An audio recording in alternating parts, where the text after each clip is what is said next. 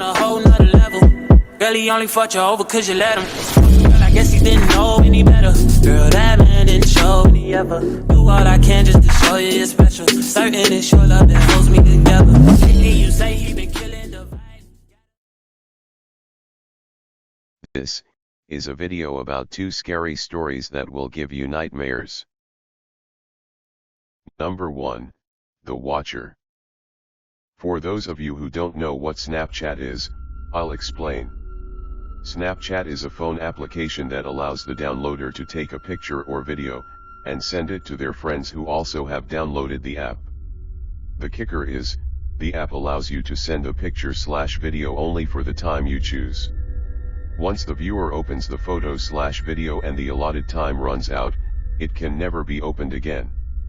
It's quite genius actually, and most normal people use it for silly things like pictures of themselves making ugly faces, pictures of their friends, etc. Some people even started to use this as a way to send their racy pictures without fear of them ending up all over the internet. I'm sure that the app was never created with the sinister intent that I have experienced.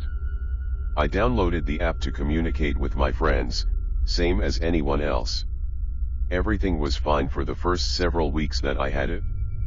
One night I was laying in bed browsing no sleep, when a Snapchat popped up on my phone from my best friend Oliver.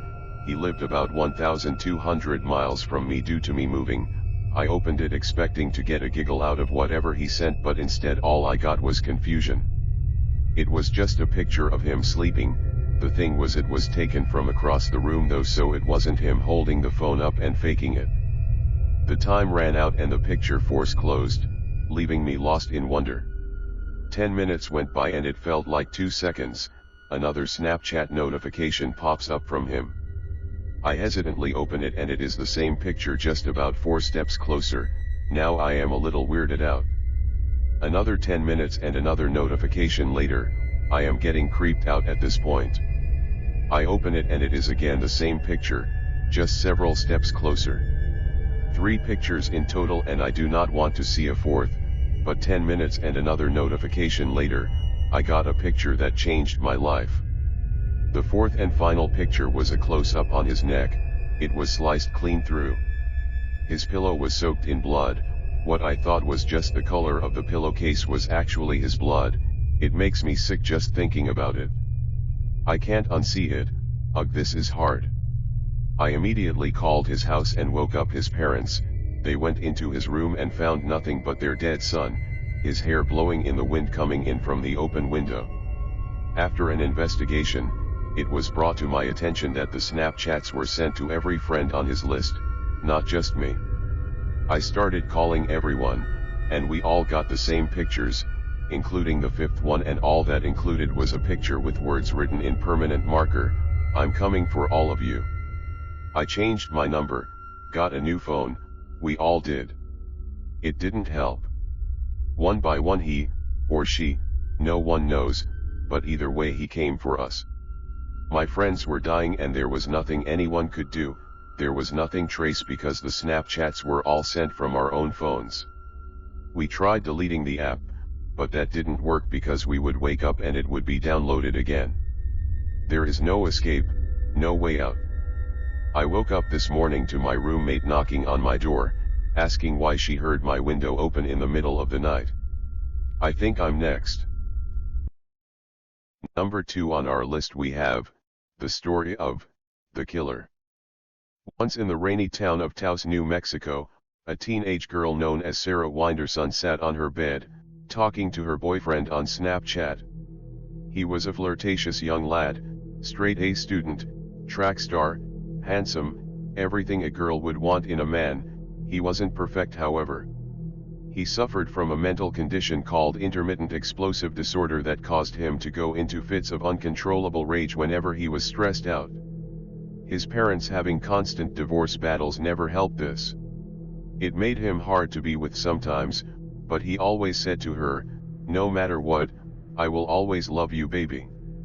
He was such a sweet boy, and she loved him more than anything in the world. Suddenly, she got a message that broke her from her thoughts. "I have a present for you, babe." She was curious to what this was, So she simply texted back. You got me a present.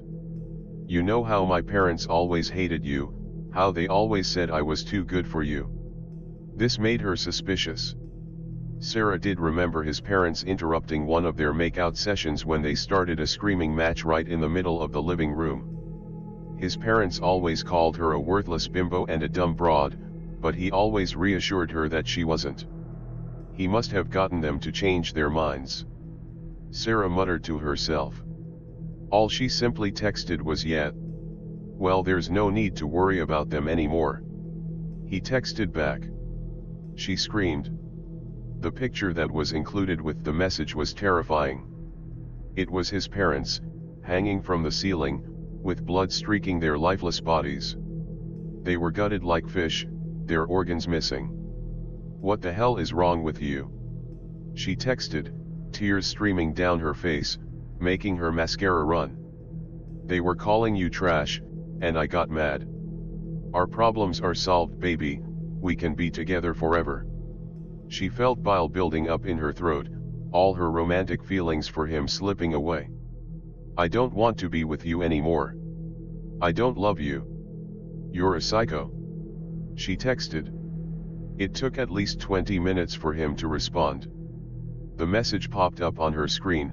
She was reluctant to answer. Finally, she did. The message read, "Is that so?" But the picture that was included with it chilled her to the bone. It was a picture of her house. She screamed, frozen with fear as another message appeared.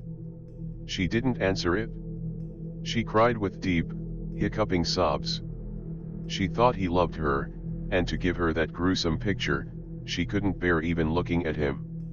Suddenly, 3 more messages appeared on her phone. She tapped the first one with a shaky hand, then vomited. The picture was of her mother in the front yard, beheaded and gutted like an animal, with him standing beside it, smiling with a psychotic grin, her head laying next to her body. She wailed in horror. She tapped the next one. It was her front door. The words "Do you love me now?" were with it. She opened up the final one, which was inside her living room. Her father was sprawled on the floor, throat cut, blood staining the carpet crimson. Love me now. Out of complete fear, she screamed out, "Where the hell are you?" Another message. On the staircase. The picture was of her bedroom door at the top of the stairs. She realized what was going to happen. She was going to die. She heard footsteps come closer to her door. Another message appeared on her phone. She opened it. "Do you love me?" There was no picture this time, just darkness. With a trembling finger, she typed no. The last thing she heard was the sound of a door bursting open. If you have made it this far into the video, comment down below which one of these stories gave you the chills.